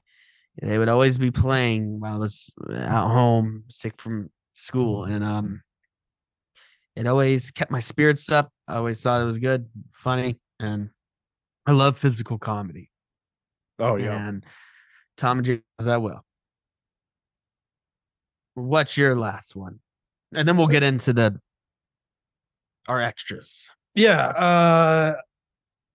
It was kind of hard to fit a third one as like really important, because that one I can actually talk about in some detail. But I thought I would make it Futurama. Nice. Futurama really was one of the first, like, unless you count like The Simpsons, one of the first like more mature humor shows that I was into. I think Futurama and The Simpsons both fit in a category. It's like it walks a fine line between being too adult and being okay for kids. And I think what Futurama does so well, what I think it does way better than The Simpsons, even though it was the offshoot of it. Matt Groening made Futurama too, right? It's more mature. It takes on more serious stories. It like takes the episode where the dog seriously. with the dog and the dog dies and everything. That's a brutal one of the most episode. Heartbreaking episodes. Yeah. No, it takes itself more seriously. I think it's far superior to The Simpsons as far as writing takes its stuff most seriously, but it's in a goofier world. Oh, and that's the other thing is just that the world is so goofy and like they can just it's fun to watch anything they want. And like and I was just thinking about the show because they're bringing it back on Hulu. Yeah, and why wouldn't they? Honestly, I mean, Futurama, I think it stopped. I think it just had a finale, right? I don't remember. Back in like 2016 or so. Yeah. It went on for a while. I know that. 1999 until well, IMDb says 2023 because it's bringing back. Because it's coming back. 2013. 2013. Oh, wow. 10 years ago. But still, it went on for a while. And I think it's good that it stopped. And now we're going to get another season, I think The Simpsons could have done the same type of thing. You don't have to outright cancel The Simpsons. But it should have taken a break. The other and the other thing that then they did another show. They did a Disenchantment. Yeah, Just that was like the okay. Dungeons and Dragons version. Yeah, I watched a bit of that. That was okay. But like, you know, It's if you fine. compare like Futurama to like The Simpsons, they're both sitcoms. Yeah. But like the way I don't know, I feel like certain sitcom tropes as far as like the way they set up characters work better than others. The Simpsons does like the it's a family living in a house type of sitcom, which I think Yeah. is one of the weakest types of Classic sitcom. sitcoms. So it's none of the But it's best the sitcom, classic. but none of the best sitcoms are like that. Think Well, of yeah, because the you know, best Cheers. It's cheers. they're at a They're bar. at their bar. You And know, then Seinfeld Always Sunny's has a like bit Cheers, of but just yeah, horrible. Seinfeld has a bit of that, but Seinfeld, a lot of it doesn't take place at Jerry's apartment, you know. No, it's just in the Um, city, and you know, like um, and you know, The Office, it's coworkers, you know. yeah, it Same with has Parks a and Rec, coworkers.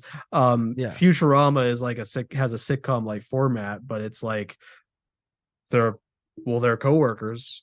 They work for Yeah, the they shipping work on the ship. company. But it's like this, you know, if you take just like the setup of a sitcom and put it into a sci-fi, you know, setting, Oh, it's Futurama's great. yeah, it's good. I wasn't as into it when it was actually coming out. It wasn't until later in life that I actually got into it. I think the reason I wasn't as into it as a kid is because it was so mature. Yeah. It took on very serious subjects and just felt it was definitely made more for adults, while Simpsons was made for kind of everybody, Yeah. you know. Yeah. Now that we're done with the three, I just want to name off some important shows just in quick succession. We can talk about them a little bit. One of my favorites as a tween and as an early teenager was Regular Show. Mm-hmm. It was almost on Adult Swim. It maybe should have been. I Yeah. remember the first season of Regular Show, like Mordecai Ribby, the main characters, they're saying, "Oh, you pissed me off" and stuff like that. And a Cartoon Network show, I was like, "Whoa, that's so cool." Um, if you watch the pilot, I think it's like 2 a.m. in the PM or something like that. It's just a sketch pilot with voiceover, and like they're cussing and everything.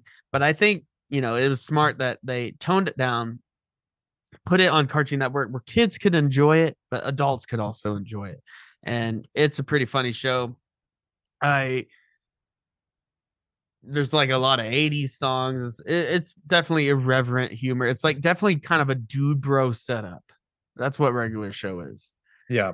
But with like animal characters and stuff, and like they're playing video games, and like you know, it related to my life. And I'll mention Regular Show.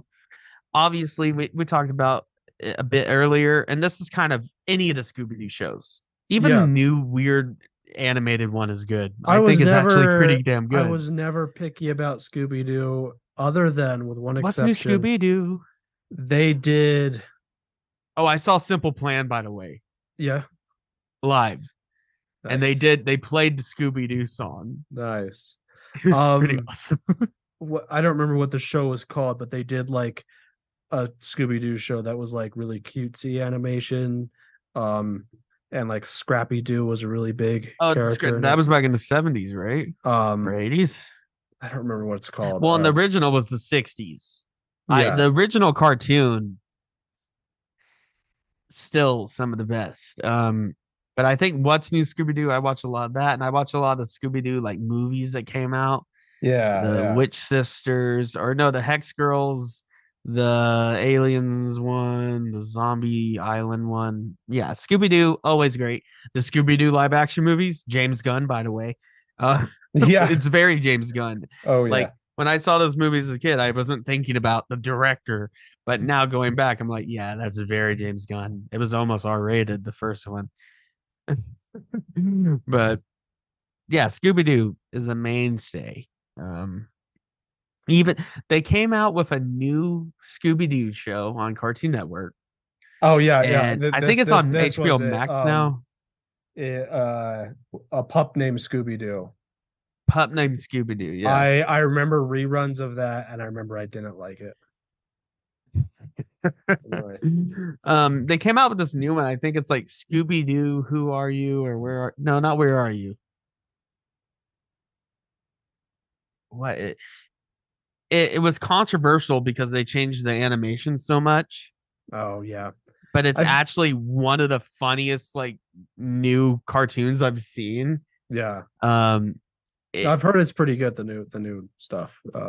What is it? They Oh, changed they I changed a mean, lot of the character designs. they've already got a new, yeah. Well, it's a different animation style, and then they did the Velma show.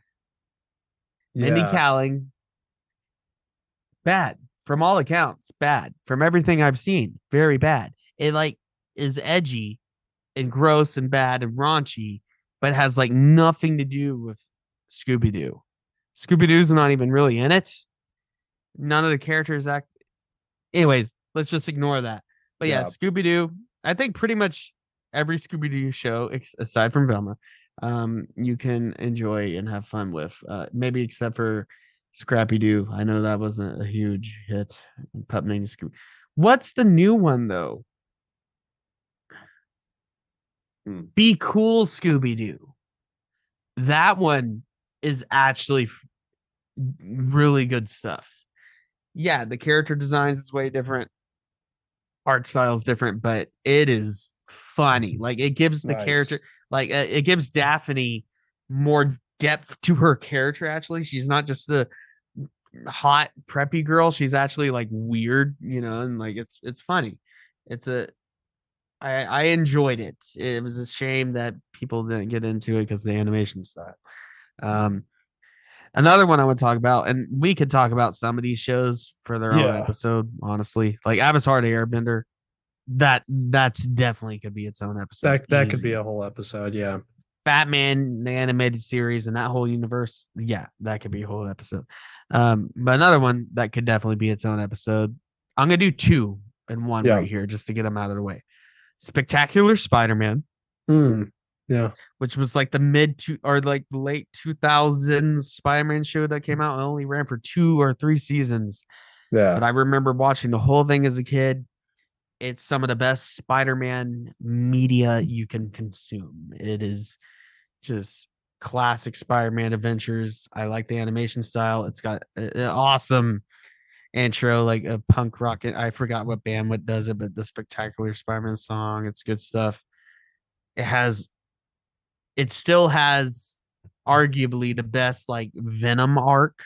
Um, but Mhm. also the other like goated Spider-Man show, the animated series, 94.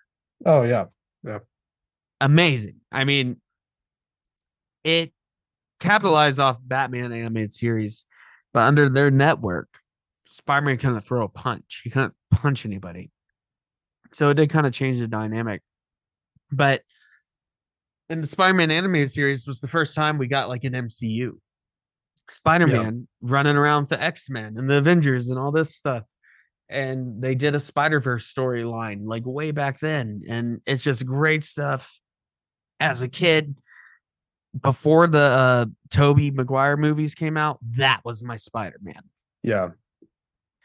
And I remember watching the symbiote, the Venom saga on the animated series, getting ready for Spider-Man 3. Nice. I was like, oh my God, it's going to be like that, but it wasn't really like that. And Venom, I love Venom in that show. And I think it's just a great version of all the Spider-Man characters, you know.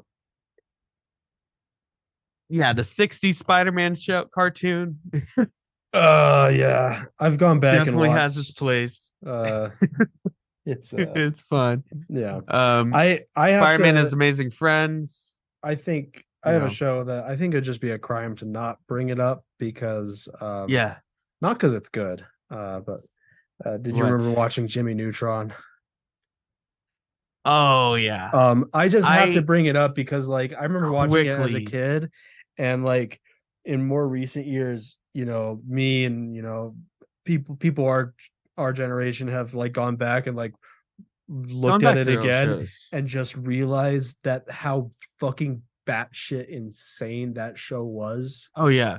Like it's just insane. The animation is the jankiest shit like Well, you'll attempting ever see. CG animation in a TV show at that Yeah, time. well, but it's also was like my ballsy. understanding was like Jimmy Neutron was like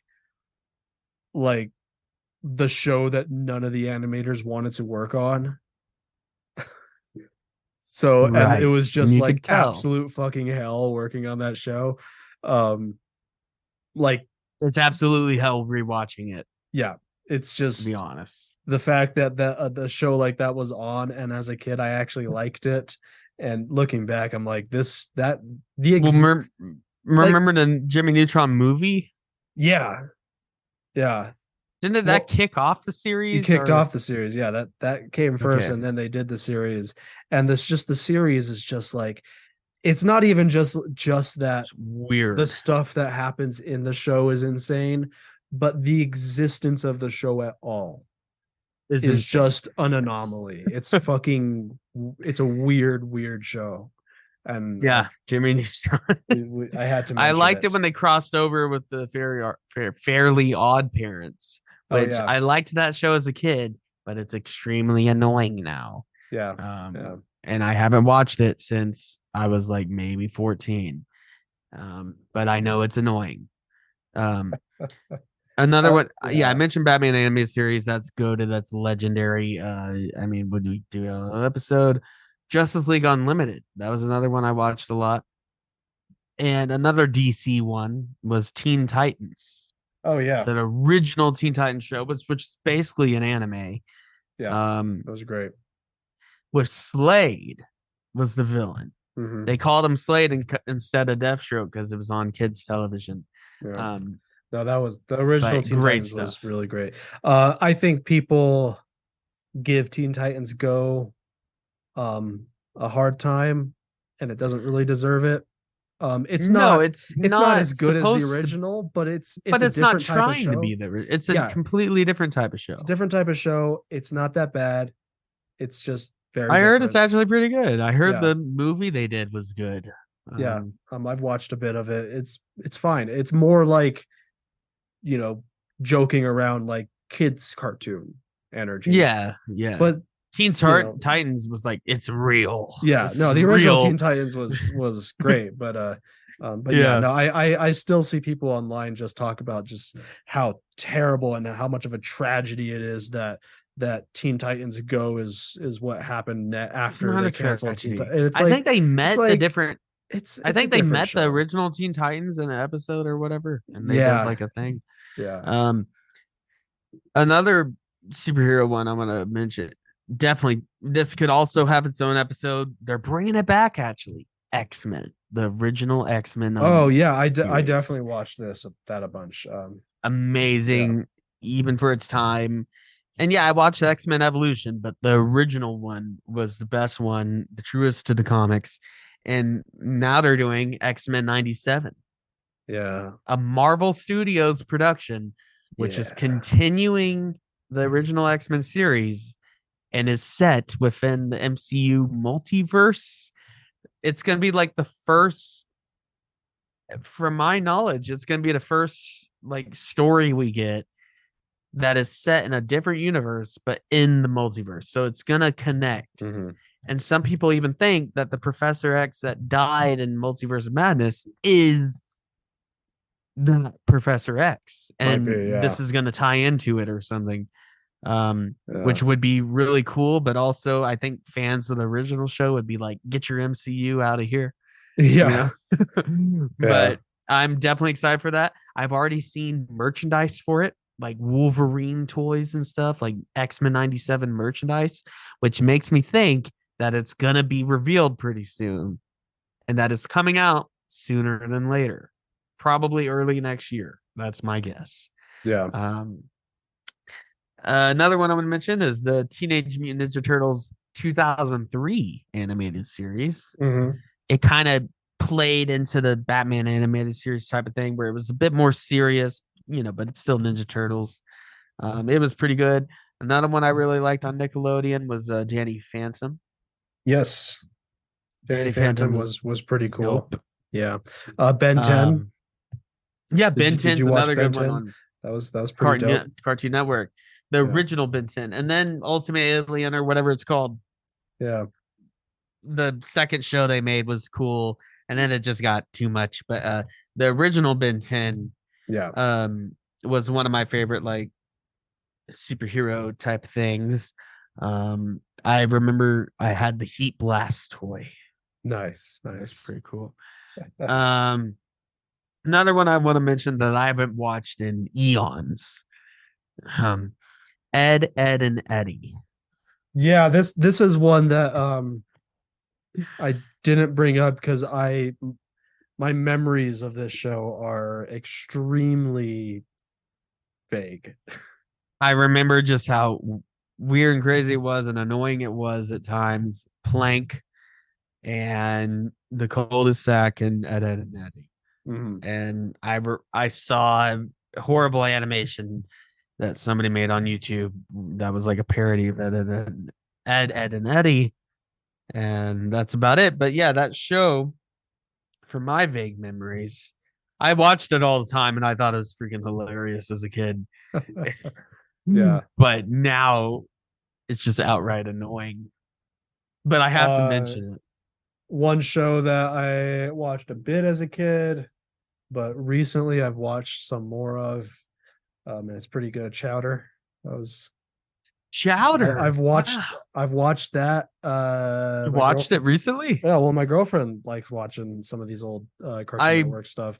She put it remember on, the and animation style. That's a fun show. That's it's fun, and I remember what caught my eye with that show literally was the animation style. Yeah, it has a lot of textures. Yeah, it is. Are like the characters, they have a texture that like moves while they're moving. It's weird. Or no, it stays stationary. I forget how it works, but it's weird, like a animation stuff. But yeah, my girlfriend put that show on. I remember as a kid, I didn't watch it a lot as a kid, but watching it now, I'm like, I was missing out. Pretty this is fun. A good one. A show that did not age well that I did watch as a kid was the Flintstones. How was that? I never really liked it as a kid. I guess it was too old school. Yeah, I remember watching reruns of it as a kid and liking it, at least enough. And I went back and tried watching some of it. It does not hold up. Yogi Bear is another one. Yeah. Oh, I remember. I never really got into. The only like old school show I really got into from the 60s and 70s was probably Scooby-Doo. Yeah, Scooby-Doo. Yeah. And the Spider-Man show from the 60s. I love that he appeared in Spider-Verse. There was one adult show that we forgot to mention. Actually, two. Bob's Burgers. Amazing. Love that show. Genuinely funny. It's same guy that does Archer. Yeah. I've never seen Bob's Burger. Oh, Bob's Burgers is hilarious. I like Archer though. The movie was great. H. John Benjamin. Really good. Yeah. Check out his album. Well, I should have learned to play the piano. That's great. I love that stuff. So but yeah, good. Bob's Burgers is great stuff. Another one I want to mention that is, I think it is getting a third season, but it takes a while for them to make it. It's from an Australian animation studio, Smiley Friends. I don't know this. Look this up.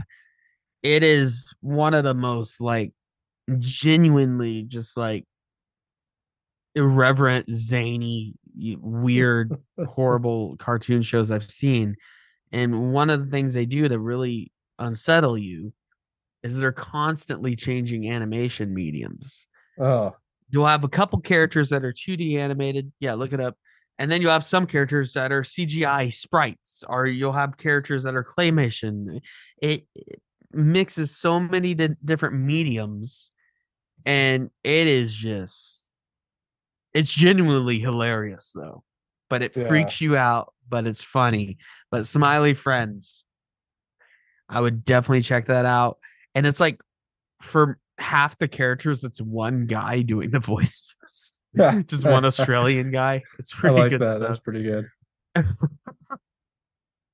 But yeah, Smiley Friends. I just discovered it like not even like early this year, like back in January. That's when I discovered it. I've seen some clips, but I sat down and watched it, and it's real short. Like each episode's like 11 minutes. Like you Yeah. could do the whole series in like 2 hours. Nice. But it's pretty crazy, and I definitely want to give it a shout out because I think it's genuinely one of the better adult shows that adult cartoon shows that are out now. Um,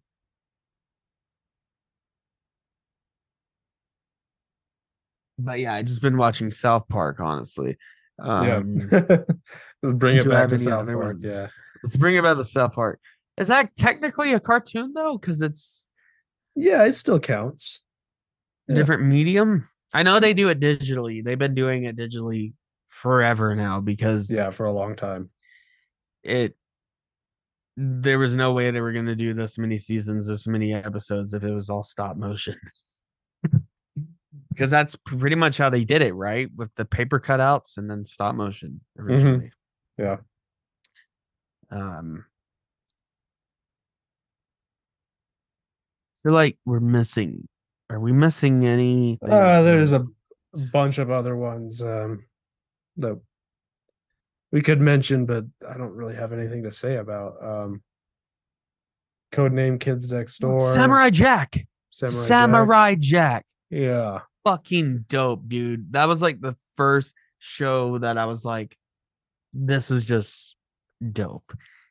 Like, and the same creator did the Clone Wars show, the original one, the 2D one, 2003, and then which I love, which is like an exaggeration of what the Jedi really were and everything, and like that's how I look at it. I look at the original Clone Wars show as like the legends that people tell at a campfire in the Star Wars universe. Yeah. Like where Mace Windu just beats up a bunch of droids with his bare hands or whatever. Just beats up like an army.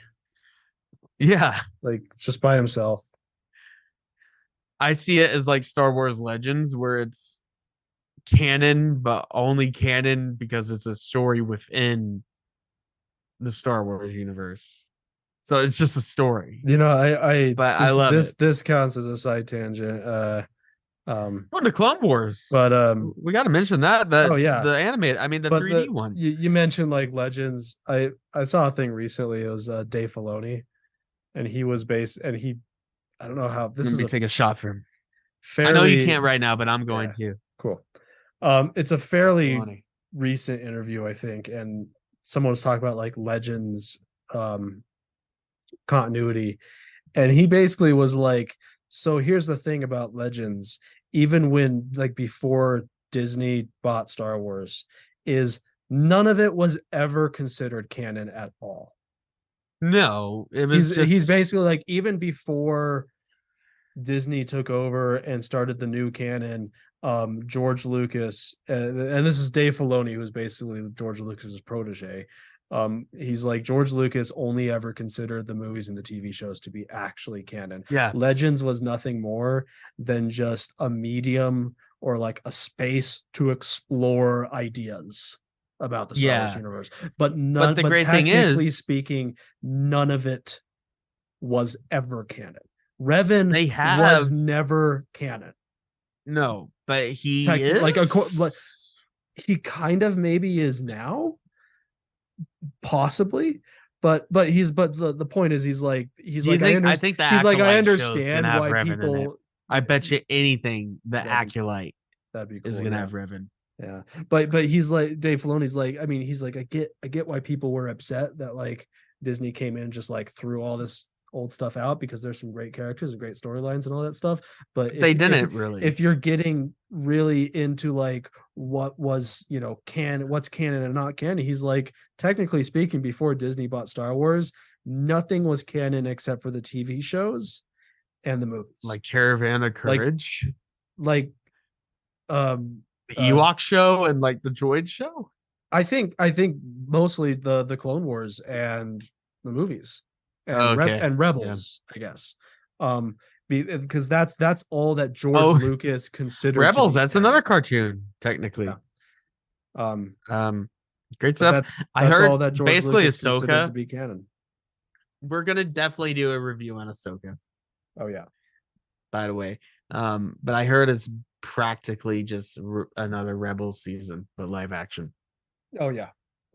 I'm excited. Rebels is pretty good.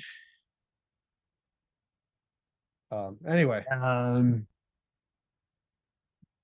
don't know if you have anything else. I'm excited.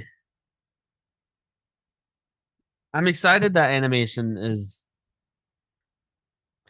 at this point now where they can make serious, real shows, and they have before, but now they can just straight up make a brutal show like Invincible that's an animation, and it's not just laughed at as it's not just like, oh, that's just a cartoon. No, that's just a real show. And but there's nothing wrong with it just being a cartoon. Mhm. But I think it's great that we're getting the animation hasn't stopped. It reached a low, but now it's coming back again. I think we're in a new renaissance, and I think Spider-Verse really helped with that, like validated again. Mhm. And Yeah. 'Cause we're animation can getting be like, artistic, and it can be, yeah. it can be mature, it can be real stories. And I think, and I'm super excited for X-Men 97, stuff like that. I want to see more stuff like that. And there apparently the original writers from the animated Batman animated series Mhm. are making a new Batman show. It'd The be Cape awesome. Crusader, I think. And Yeah. it's gonna be like the spiritual successor to an animated series, essentially. Nice. And I know, and this is unfortunate, I don't know if he got to record his lines before his passing, but I know they were planning on bringing Kevin Conroy back. But man, Yeah. sucks. Because like we said before, and like I will continue to say, Kevin Conroy is Batman. He's exactly what I think. Like whenever I read a Batman comic, I think of Kevin Conroy's voice. Yeah. Yeah, same. Uh, Unless I'm reading one of the ones from like the a 40s, from like the 40s and 50s, then I'm thinking Adam West in my head. No, true, fair enough. Yeah. Fair enough. Adam West is also a legendary Batman. Rest in peace, Adam West. Rest in peace, Kevin Conroy. Um, we've done a Batman episode. Um, what, two Batman episodes or just one? I can't remember. I don't know. We've done a lot of Spider-Man episodes. Batman Yeah. needs another episode. Batman does Batman need needs another one. some more love. The Arkham series is coming out on Switch. Yeah, that's pretty cool. You plan on getting it on Switch, or you already have it on Steam Deck? I have all of them on PC, so I don't. Nice. I don't. Does it play? How does Arkham Knight play on the Steam Deck? Plays fine. Arkham Knight, dude, still holds up. I mean, Oh yeah. it still looks so good. It looks next gen. Like it came out 8 years ago. Yeah. I know the original PC port was a disaster though, but I didn't have to deal with that when it came out. Yeah, no, I played it after they fixed all that shit. Right. Yeah. No, it runs fine on the Steam Deck. It's Nice. Steam Deck runs most things perfectly fine. Yeah, I'm still thinking about grabbing one. It's very quickly gonna be like, I mean, there's already people, it's up in the air on how well it's gonna run Starfield. We don't know. I mean, Yeah, we got to see how it runs on PC, anyways. Yeah, so I'm hoping it runs Starfield, but we don't know. It's not going to be officially verified at launch. How does it? And it runs Baldur's Gate, right? You got to lower some of the settings a bit, but you get a constant 30 frames a second at least. Nice. So that's a great game. Oh yeah. It's great. We talked about Baldur's Gate on Morning Oddities. If you want to hear what we got to say about it, amazing game. This year, by the way, this is another tangent, and we're about to end this, but I just want to say this year has been one of the best years for gaming in a while. Just overall. This is a fucking Like, solid 2022, we had like a couple good games. Yeah, we had Elden Ring and everything. Was that 2022? Yes. I think so, right? Yeah, Yes. I think But so. 2023, though, we've had repeatedly just like game of the year contenders. We've talked about the Diablo 4, Tears of the Kingdom, Baldur's Gate 3. We got Spider-Man 2 coming up. We've got Armored Core coming up. Final Fantasy 16. I mean, holy like Starfield coming Assassin's Creed Mirage is up in the air on it's coming up on in how that's October, gonna turn out, but people are pretty optimistic. Right now, though, to be completely honest with you, Colton, and to be honest with the listeners, Baldur's Gate 3 is my game of the year. So far, probably is for me. It's would probably for Tears of the me. Kingdom is I don't know. It's Here's my top three. I just offhand top three: Final Fantasy 16, Tears of the Kingdom, then Baldur's Gate. Yeah. Nice. Even though I mean, I need to play more Tears of the Kingdom again. I've kind of taken a break from it because of other games. But and who knows what Spider-Man 2 is gonna be like. I already pre-ordered it. And Armored Core 6, if you guys are still listening at this point, I plan on, I know Colton might watch and like make fun of me while I do it, you know, for fun. But I plan on doing a Twitch series on the Odd Drunk Pod where I take a shot every time I die or fail in Armored Core 6. Nice. I'm gonna specifically stream that game. Baldur's Gate 3, no, that's personal. That's for me and my friends and just for myself. But Armored Core 6, I will stream it. And I also plan on streaming. I'm gonna go back to the old Soulsborne games like Dark Souls, Demon Souls, and I think that would be perfect for streaming. Take a shot every time you die. And you know, with Demon Souls and Dark Souls, I think I could go a while, but it's still gonna get pretty swifty. Anyways, that's just a little look into the future of what I plan on doing. We definitely plan on doing some Twitch content, and we might get some stuff. We've been contemplating doing like video clips on TikTok. That would really help get our word out and that kind of thing. But anyways, I think we're ready then here. Yeah, I think so. If you want to give us a rating, review, and or download, or whatever you prefer, do it on your podcast platform of choice. You can give us 5 stars on Spotify. You don't even have to leave a review. You can give us a rating on Apple Podcasts. You don't even have to give a review on that, but we would love to see a review. And check out at Odd Drunk Pod on Instagram, and check out the link tree below. All kinds of fun stuff there. Check out Morning Oddities. We have a lot of fun on that one as well. Do it. But that's all I have to say. Do you have anything else to say? I have nothing else to add. All right. Well, we will see you guys next week. Have a stellar time. And get the heck out of here. This is not a test. I repeat, this is not a test. The Odd Drunk Podcast recommends you follow their Instagram and join their Facebook group for more fun content. To visit all of our current streaming and social media platforms, visit the link tree in the description. If you enjoy the show, we would be appreciated it if you would leave a review on Apple Podcasts. The Odd Drunk Podcast would like to remind you to drink responsibly and not to drink and drive. Okay, Colton, you can roll the outro now.